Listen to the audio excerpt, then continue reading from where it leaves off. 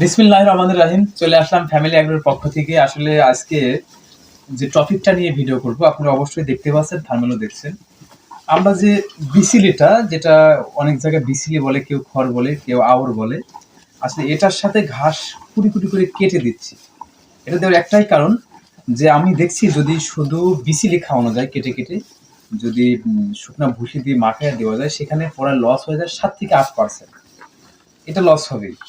আর যদি ঘাস খাওয়ানো হয়, তাও দেখা যায় শুধু ঘাসও যদি খাওয়ানো হয়, প্রায় 5% নষ্ট হয়।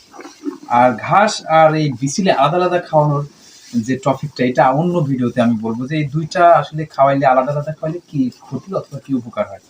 আর যেহেতু আজকে এই দুইটা মিশ্রণ করে খাওয়াচ্ছি, এইটার উপকারিতা আজকে আপনাদের জানাবো। ধন্যবাদ, অবশ্যই আমাদের সাথে থাকবেন।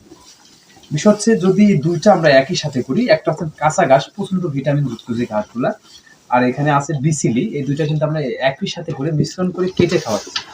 কেটে খাওয়ালে পরে আমি দেখছি যে মানে না খাওয়ার যেটা ফেলায় রাখবে, এখানে 1% লস যায় না।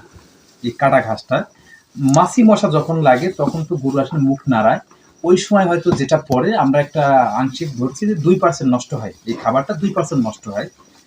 আর অন্যভাবে যদি শুধু এই বিসিলিটা যদি আলাদা কেটে দিই, তাহলে কিন্তু মানে টোটাল মিলে 7 থেকে 8% নষ্ট হবে।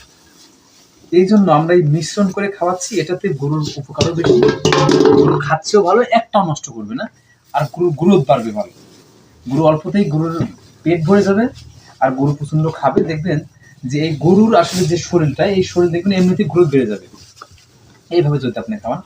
হয়তো আমার কথা আপনারা কতটুকু মানবেন কি না জানি, এটা আমি প্র্যাকটিক্যালি দেখতেছি, এটা আমি প্র্যাকটিক্যালি করতেছি। এখন রাত 10টা আপ হয়ে গেছে, আমি তারপরে আমার খামারে আইছি, খামারে এসে আসলে আমি এগুলা মেনটেন করতেছি। আর যেহেতু এখন শীতের মৌসুম, এই জন্য ফ্লোরটা আপনারা পরিষ্কার রাখবেন। ফ্লোরটা পরিষ্কার রেখে আমি একটা জিনিস ব্যবহার করি, ছাই ব্যবহার করি। ছাইটা ব্যবহার করি কারণ যখন এই ফ্লোরটা ভিজা ভেজা থাকে, তখন আমি শেষ রাত্রে এই ছাইটা ব্যবহার করি। ছাইটা ব্যবহার করি কিভাবে, এই ছাইটা আমি পুরো ফ্লোরে দিয়ে দিই, দেওয়ার পরে ঝাড়ু দিই, দেখবেন এমনি শুকায় যায়। প্রচণ্ড শুকায় গেলে তখন তাৎক্ষণিক শুকানো থাকে, গরুটা ভালো মতন শুতে পারে, ঠান্ডা কম হয়।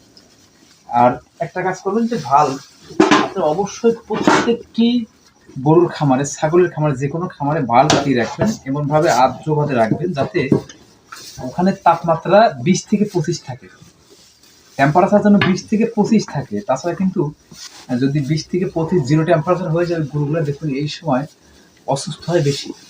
এই জন্য 30 না রাখতে পারবেন না, কিন্তু 20 থেকে 25 আপনারা টেম্পারেচার বাল্বের আলো দিয়ে রাখতে পারবেন।